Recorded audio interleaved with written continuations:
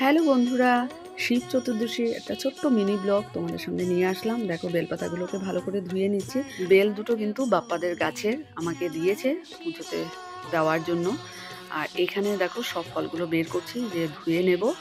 তো সুন্দর করে সাজিয়ে দিতে ভীষণ ভালো লাগে, আর যার জন্য একটু সময়ও লাগে। আর আমি বরাবরই খুব সুন্দর করে সাজিয়ে দিতে ভালোবাসি, তোমরা আমার ব্লগে দেখেছো। আর এই যে বড় বাউলটা দেখছো, এটা আমাকে জলিদি দিয়েছিল একবার অ্যানিভার্সারিতে। তো এটা আমি পুজোর কাজেই ব্যবহার করি। তো এখন দেখো ফলগুলোকে ভালো করে ধুয়ে নিলাম। চতুর্দশী কিন্তু লেগেছিল রবিবার বিকেল 5টা থেকে সোমবার বিকেল 5টা পর্যন্ত।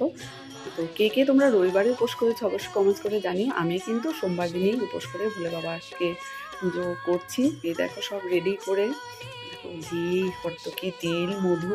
বিয়ের আগে কিন্তু সারাদিন উপোস করে সন্ধ্যার সময় গিয়ে বাবার মাথায় জল ঢালতাম আমরা সবাই, মা, আমি, জলি, রুমাদি।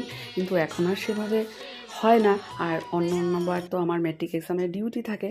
তো যাই হোক, আজকে মনটা ভীষণ ভালো লাগছে, বাড়িতে থেকে এত সুন্দর করে ভোলে বাবার মাথাতে জল ঢেলে পুজো করতে পারছি।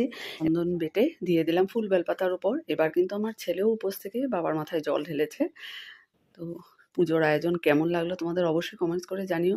পাঁচালি পরে এই যে শঙ্খ দিয়ে আমার পুজো শেষ করলাম। তো চলো, শিব চতুর্দশী ব্লগটা কেমন লাগলো অবশ্যই জানিও।